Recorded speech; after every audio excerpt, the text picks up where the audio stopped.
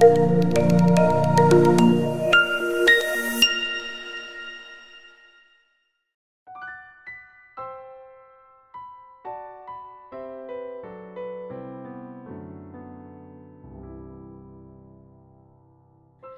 and welcome to another episode of Pitch Cafe podcast. This is a place where talent meets coffee.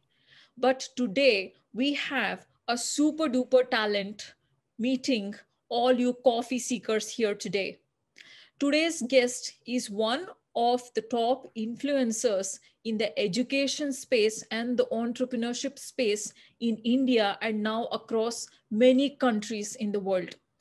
You name it, and he's a part of those influential organizations: UNICEF, the Indian Administrative Services, the Indian National Government, Niti Ayog, the Indus Entrepreneur.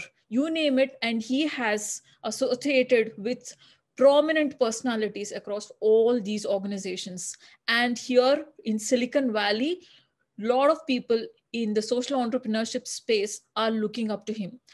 Today, we are having Mr. Madan Padaki as our honored guest. And I'm truly honored because he is working at the grassroots levels and creating a huge impact. His model of creating consumer convenience at the grassroots level in India is going to become a role model for several countries across the world. Without further ado, let's bring on Mr. Madan Padaki.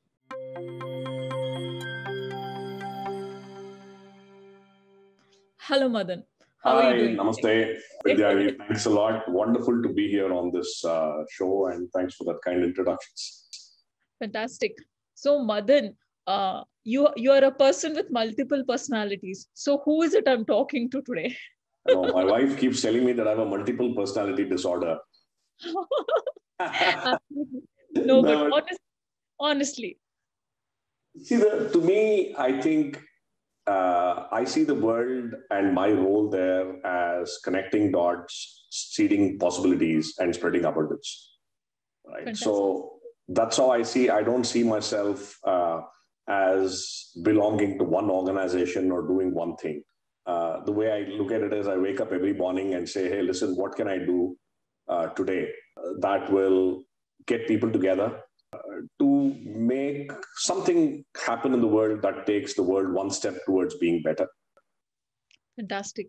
Can I get back to bed every night excited about possibilities for the next day? So that's who I am. Fantastic. So we are talking with a visionary Madan Padaki here, but let's get to a few of your ventures so the audience understand where you come from. Your latest venture, One Bridge. Tell us about it. And I have heard several TEDx talks about it, and investors in Silicon Valley are so excited about it. Let's start with your contributions through One Bridge. What exactly is One Bridge? Sure, Vidya. So about 10, 12 years ago, when I started looking at the space after I had exited my previous venture, MeritTrac into Manipal, I was struck by a few things. One is that how much of the unlimited potential of youth that we have and how less that we are using that potential. Two, that every young person, it doesn't matter rural, urban, poor, rich, boy, girl, whatever, the aspirations that they carry in their hearts are for real and are serious aspirations. Whether they have the chance to express it, not express it is a separate thing, right? Third is that innately, all of us, I believe, have an entrepreneurial spirit. Yeah. Now, as Professor Mohammed Yunus says, that man was never born to be in labor, or to be working for someone. We were always been hunter-gatherers, etc., etc. So we've been. There is this innate DNA which makes us entrepreneurial. Yeah. It's only the last a few hundred years that this concept of being in employment has come into play. Yeah. And lastly, technology is playing a massive role in shaping our economies. Yeah. And leveling the playing field. So when I started looking at these trends, and I said, listen, if you were to reimagine rural, and why my fixation on rural? Because 2/3 of India lives there. Absolutely. India, unfortunately, when we talk of inclusion and we say we have to include rural into the mainstream, I say it's the other way around. Rural has to include urban into the mainstream because that's where the majority lies. Yeah. Yeah. So, Wow. and I think there is a huge amount of potential in rural. I see Yeah. possibilities, right? So when I looked at it and said, listen, if you were to reimagine youth and as unlimited, as people with unlimited potential, how do we then capture their aspirations to propel them forward? Yeah. How do we leverage their entrepreneurial spirit to create better worlds within their villages? And Right. lastly, how do we bring technology to be an enabling role? So you take talent, technology, aspirations, and entrepreneurial spirit. You can actually create a new rural, which we termed as Ruben, Ruben. which is the new rural urban. And Fantastic. therefore, we created a construct called Rubenomics, which says Wow. that how do you design every intervention in a rural to leverage youth, their aspirations, their entrepreneurial spirit and technology, and you can create a new rural. Yeah. One Bridge is a manifestation of that philosophy. Ah, I see. So this is amazing. You spoke about a lot of counterintuitive concepts here. The first thing is it's not the urban including rural, it's the rural including urban. Number Exactly. one. Number two, you said that every person is meant to be entrepreneurial. Entrepreneurship is innate. I never thought about it like that. I thought there are few people who are entrepreneurial. Now that expands the market tremendously, the entrepreneurial Absolutely. market. And the third thing, you said that we are not meant to be employed, or employment was more recent. So you're just gauging humanity with technology and entrepreneurship. This is amazing. So let's come to a very interesting question here. What are some of the myths in the startup world or the entrepreneurship world today? For example, let me start with one question. Do we really need unicorns? Because where I come from, in the Silicon Valley, it's all about unicorns. It's just everybody's crazy about them. It's like a feather in your cap, or a jewel in the crown.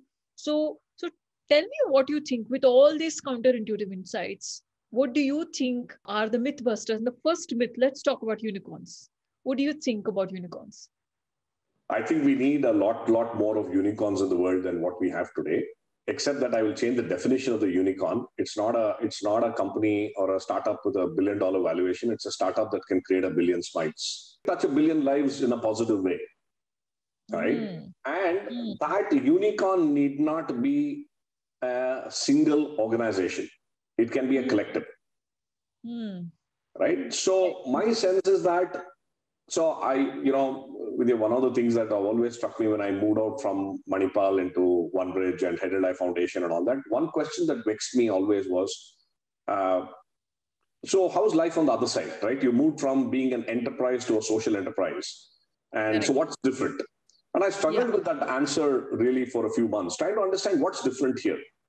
Yeah. And then I realized that maybe we are asking the wrong question. So the world is not cleaved into enterprises and social enterprises.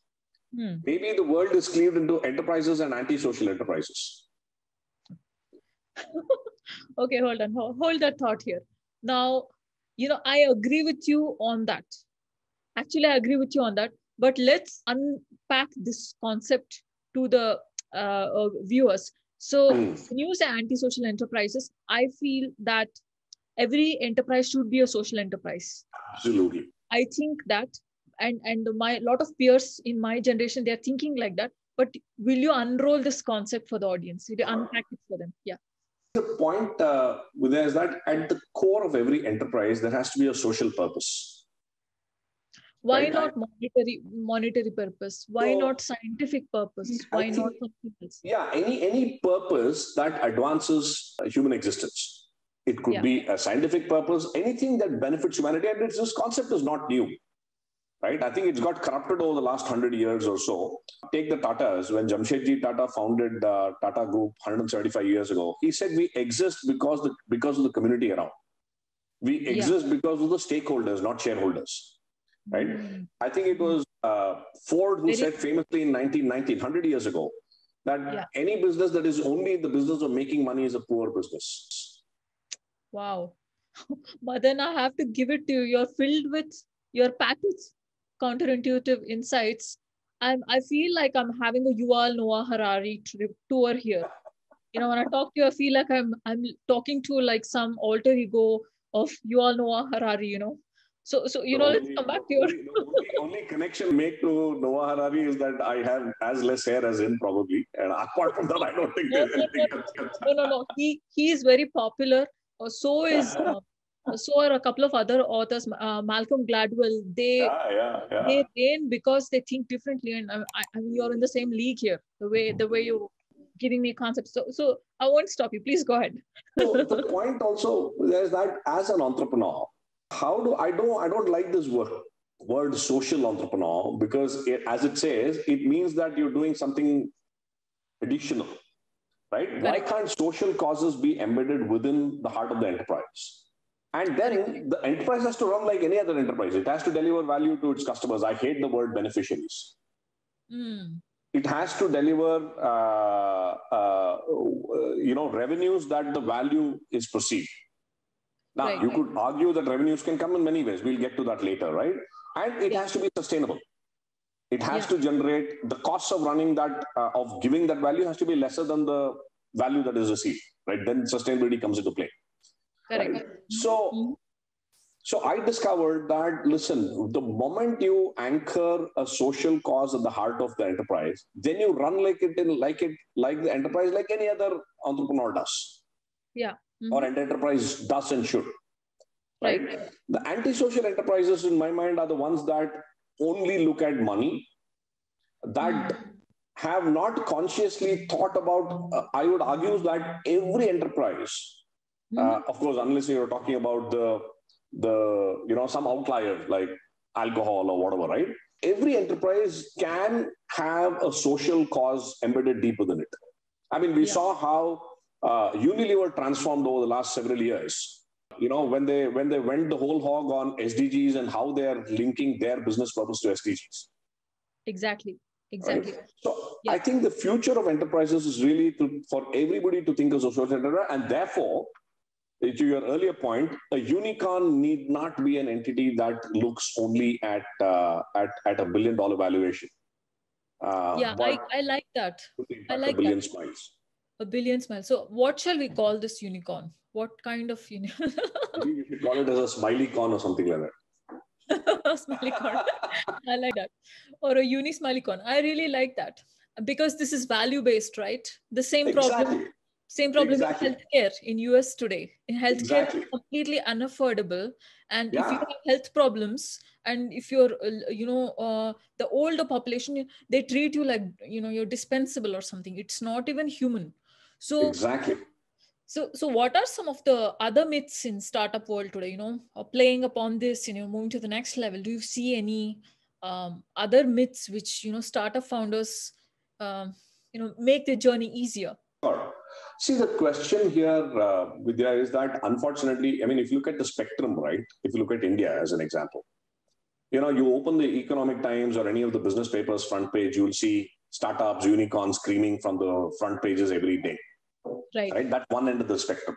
Right. Then you talk about the other end of the spectrum. India is a land of, I think Tarun Khanna called it as a land of 1 billion entrepreneurs, right? But we have 68 million enterprises registered in India.